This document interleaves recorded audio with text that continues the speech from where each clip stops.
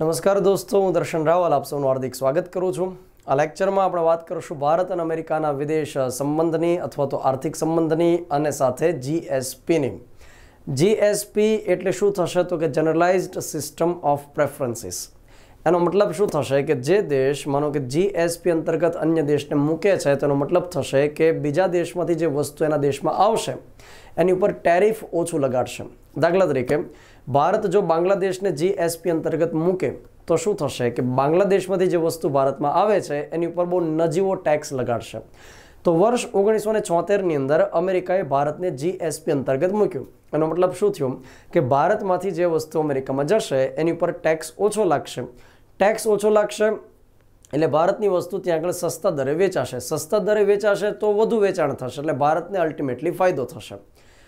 અચ્છા, હવે આમાં અમેરિકાનો કોઈ ફાયદો છે ખરો તો કે યસ, અમેરિકાને ફાયદો તો છે જ કે વધુ વસ્તુ વેચાય છે તો વધારે અમેરિકાની ઇકોનોમી બૂસ્ટ થાય છે.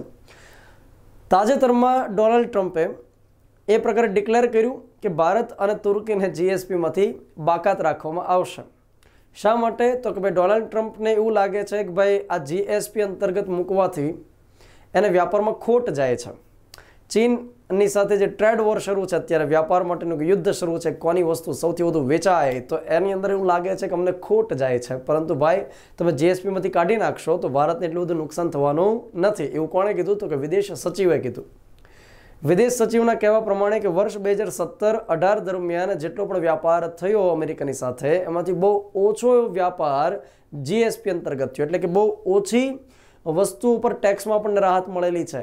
એટલે ડોનાલ્ડ ટ્રમ્પ જે કહેતું હોય છે તો એનાથી આપણને એટલી બધી અસર થઈ જવાની નથી.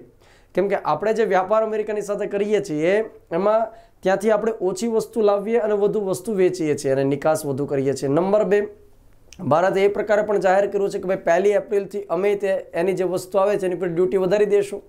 જો એ અમારા ઉપર ડ્યુટી વધારશે તો અમે એના ઉપર ડ્યુટી વધારી દેશું. તો આ પ્રકારે પણ જાહેરાત કરેલી છે. અને જીએસપીમાંથી ભારતને બાકાત જો કરી દેવામાં આવશે તો ભારત તો શું છે કે સૌથી મોટું માર્કેટ છે, આપણે સૌ જાણીએ છીએ. તો એનાથી ડાયરેક્ટલી અસર અમેરિકાને થશે કારણ કે ચીન સાથેનું વ્યાપાર યુદ્ધ શરૂ છે. તો આ પ્રકારનો જે સવાલ છે એ ક્યાં પૂછાઈ શકે તો કે જે મુખ્ય પરીક્ષા હોય એમાં પૂછાઈ શકે કે ભાઈ જીએસપીમાંથી બાકાત રાખવાથી ભારતને શું અસર થઈ શકશે. તો ડીવાયએસઓ મેઇન્સ પરીક્ષા જે ટૂંક સમય લેવાશે, આગામી પરીક્ષાઓ જે લેવાશે જીપીએસસીની વગેરે, તો એમાં ફાયદો ચોક્કસથી થઈ શકશે. Thank you very much.